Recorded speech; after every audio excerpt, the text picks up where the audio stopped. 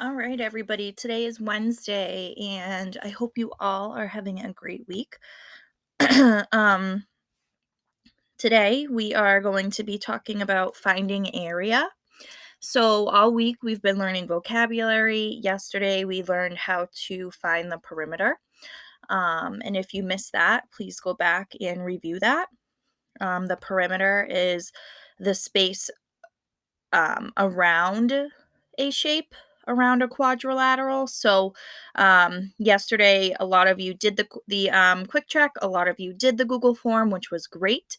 If you missed it, again, please go back. And this is why we have class every Monday, Wednesday, and Friday to go over and review. And if you have questions or if you're unsure, um, make sure you ask. Okay. Most of you did pretty good on this. So the perimeter, you would do twice the length plus twice the width, or you add all the sides around. Okay. So in this case, you would have 20 times 2 plus 20 times 2. 20 is the length and 20 is the width. So you would multiply 20 times 2 is 40, plus 20 times 2 is 40, and then you get 80. If you added 20 plus 20 plus 20 plus 20, you would get 80. Again, if you have no idea what I'm talking about, please go back and review the video from yesterday, okay? Because I want to get into area. So today's lesson, we are going to be finding the area, okay? And the area is pretty much the space inside a shape. Okay, so you're looking for pretty much the space that takes up the inside of the shape.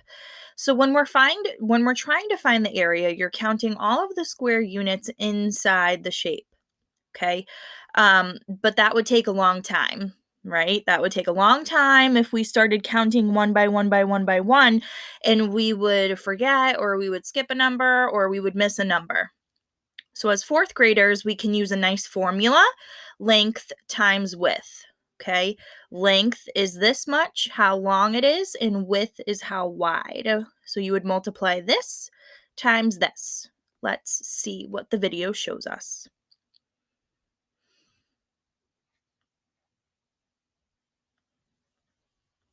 I've got three rectangles here, and I also have their dimensions. I have their height and their width. In fact, this one right here has the same height and width, so this is actually a square. So let's think about how much space they each take up on my screen. And since we're doing everything in terms of meters, since all of the dimensions are in meters, I'm going to measure the area in terms of square meters. So let's see how many square meters I can fit onto this yellow rectangle without going outside of its boundary and without overlapping. So I can fit 1 square meter. Remember, a square meter is just a square where its length is 1 meter and its width is 1 meter. So that's 1 square meter, 2, 3, 4, 4, 5, 5, and 6 square meters. So we see here that the area is 6 square meters. Area is equal to 6 square meters. But something might be jumping out at you. Did I really have to sit and count 1, 2, 3, 4, 5, 6? You might have recognized that I could view this as really two groups of three. Let me make that very clear. So, for example, I could view this as one group of three, and then another group of three. Now, how did I get groups of three? Well, that's because the width here is 3 meters. So I could put 3 square meters side by side. And how did I get the two groups? Well, it's 2 meters. This has a length of 2 meters. So another way that I could have essentially counted these six things is I could have said, look, I have a length of 2 meters, so I'm going to have two groups of three. I'm going to have two groups of three. So I could multiply 2 times 3, 2 times 3, 2 times two of my groups of three, and I would have gotten 6. And I would have gotten 6. So I could, and you might say, hey, wait, is this just a coincidence that if I took the height, or if I took the length and I multiplied it by the width, that I get the same thing as its area? And no, it's not, because when you took the length, you essentially said, well, how many rows do I have? And then you say, when you multiply it by the width, you're saying, well, how many squares do I, or how many of these square meters can I fit into a row? So this is really a quick way of counting how many of these square meters you have. So you could say that 2 meters multiplied by 3 meters is equal to 6 square meters, is equal to 6 square meters. Now you might say, hey, I'm not sure if that always applies. Let's see if it applies to these other rectangles right over here. So based on what we just saw, let's take the length 4 meters. Let's take the length 4 meters and multiply by the width, and multiply by 2 meters. 2 meters. Now 4 times 2 is 8. So this should give us 8 square meters. Let's see if this is actually the case. So 1, 2, 3, 4, 5, and you see it's going in the right direction. 5, 6, 7, and 8. So the area of this rectangle is indeed 8 square meters. And you could view this as 4 groups of 2. So you could literally view this as 4 groups of 2. That's where the 4 times 2 comes from. So you could view it as 4 groups of 2 like this. Or you could view it as 2 groups of 4. So 1 group of 4 right over here. So you could view this as 2 times 4. And then 2 groups of 4. I'm going to draw it a little bit cleaner. Now, you could probably figure out what the area of this rectangle is. Actually a square because it has the same length and the same width. We multiply the length, 3 meters, times the width, so times 3 meters, to get 3 times 3 is 9. 9 square meters. 9 square meters. And let's verify it again, just to feel really good about this multiplying the dimensions of these rectangles.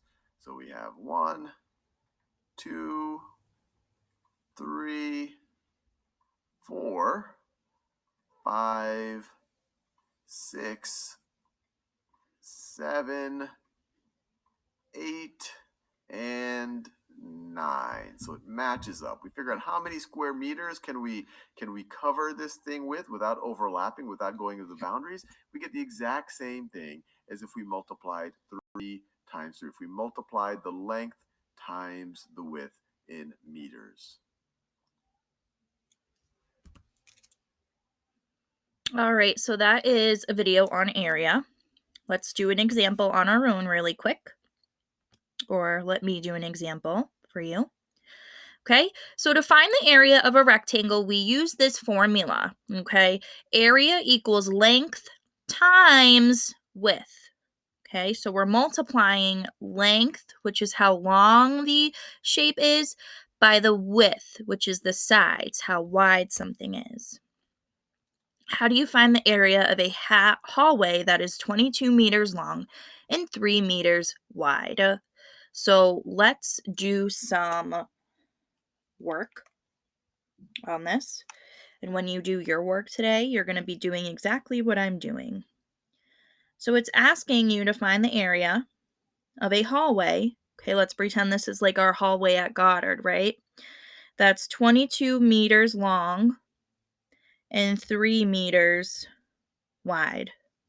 Okay, so this is our length and this is our width. And we know that the formula for area, you would say area equals length times width. So I take my length, which is 22. Whoops.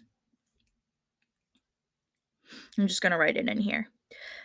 22 times the width, which is 3. 22 times 3, okay, is 66.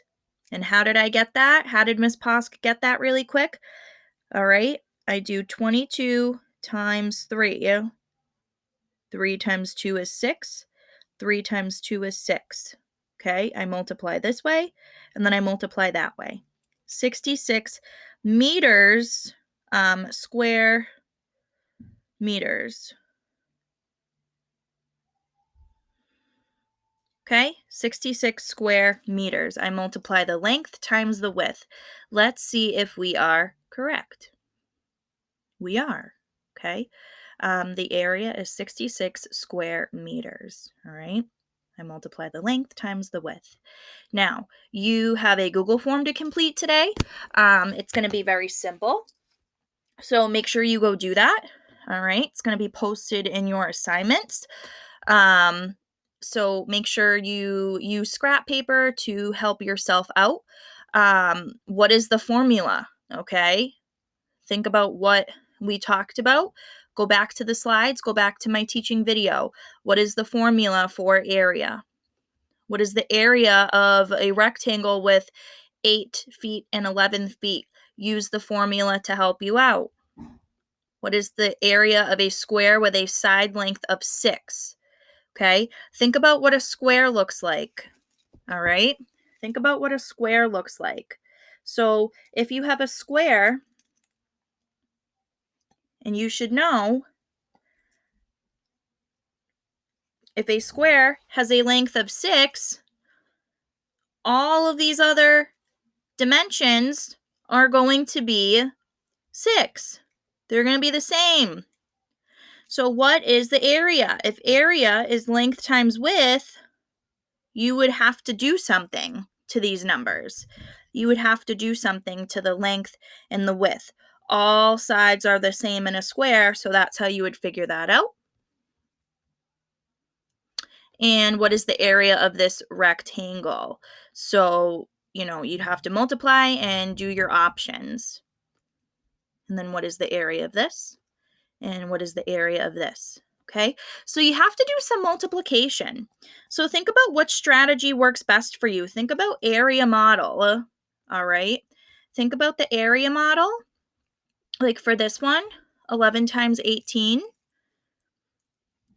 Draw your box. 10 and 1, 10 and 8. 11 times 18. Break it apart. Okay, 11 is broken up into 10 plus 1, and 18 is broken up into 10 plus 8. All right, multiply.